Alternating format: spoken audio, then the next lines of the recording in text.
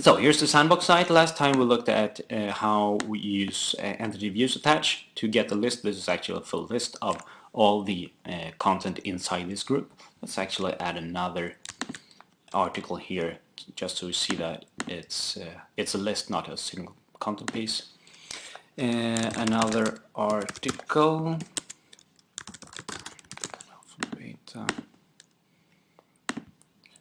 Damilipsum, let's put that in my special group and save.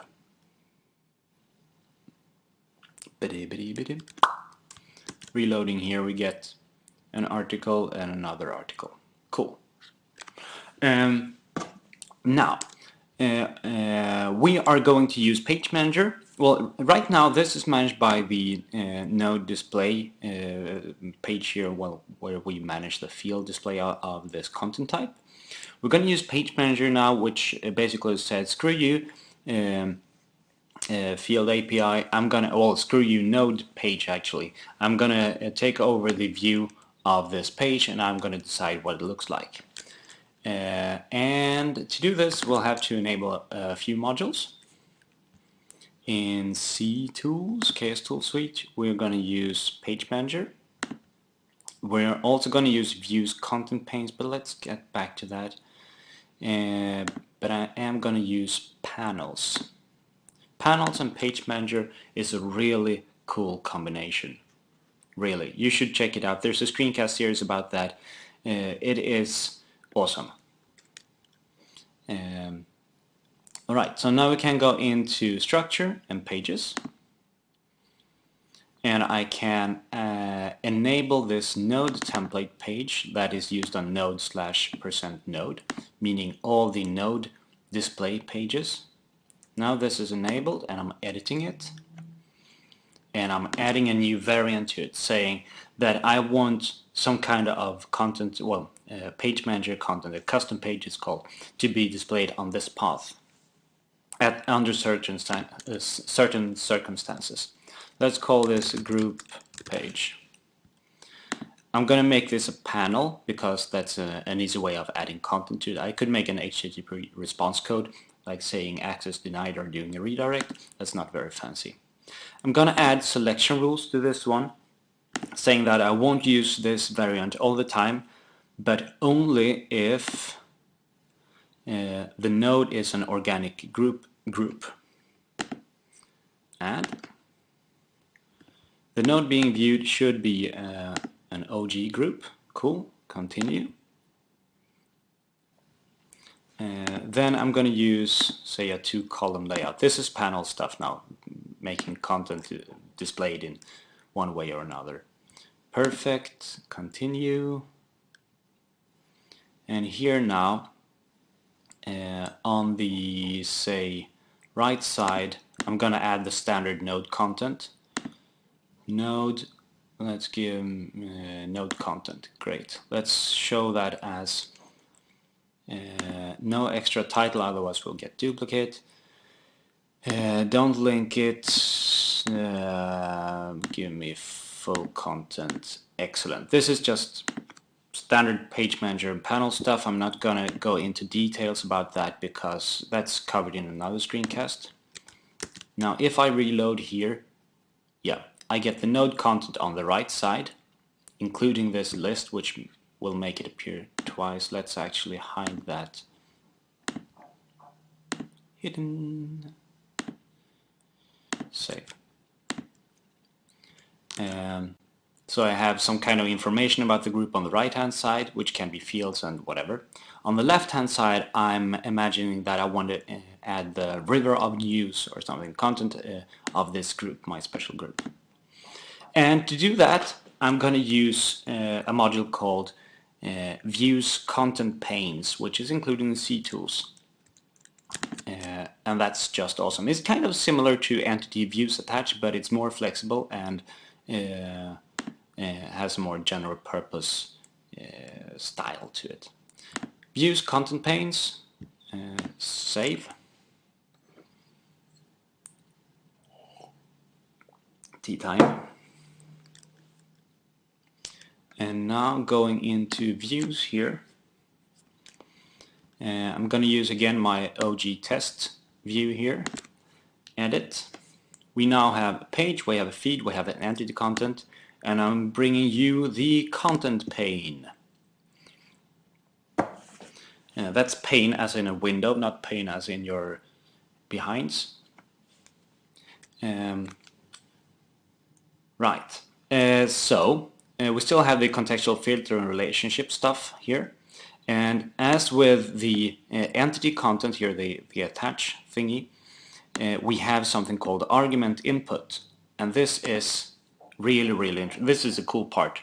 Well, 50% of the cool parts with Vue's content panes. It says you have one argument or one contextual filter. It's called this. What do you want to use for input to this one?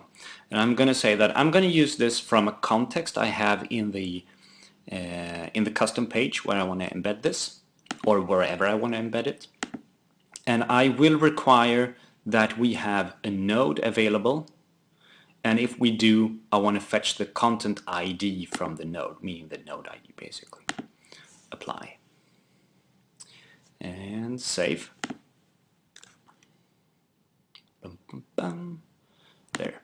If we go back into the custom page here and add new content to the left side, we have something here called view panes. I could use views here as well, but I really recommend you not to do that, because that's, well, will bring you problems. View panes is an excellent way of managing this. Views is not an excellent way of managing this. If you do it right, you use view panes. Let's just stop with that. In here it shows the view OG tests.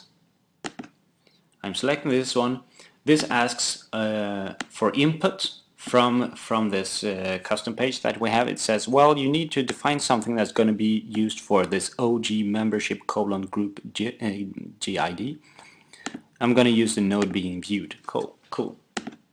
Finish, update and save. If I now go back to my special group and reload, I get a list. I get this view. It's called content in my special group, and I get the content of it. So this is a third way of listing content in your organic groups. And I'm going to give you a few comments about why this can be useful and how this can be extra useful, because this is the approach that I like the most. It's the most flexible, and it's the most site building-ish and most Drupal-ish of the approaches that I've seen so far. For example, let's tidy this up a bit. I'm going to change in the view configuration here. I'm going to change the pane settings so the category is no longer called view panes. I'm going to call it group panes, perhaps. Apply. I'm going to change the admin title of this view to be the group content, or content nodes in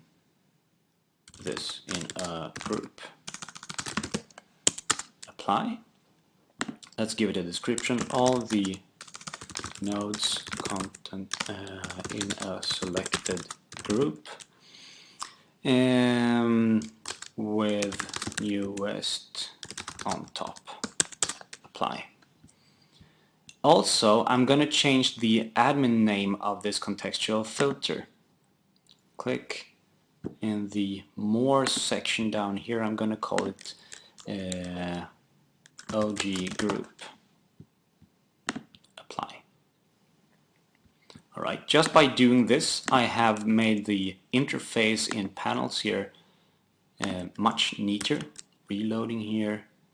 It now says content nodes in a group, and we have a description here.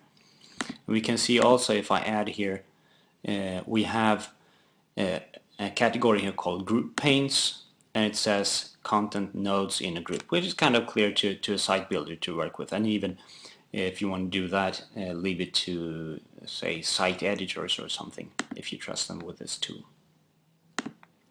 Let's close that one.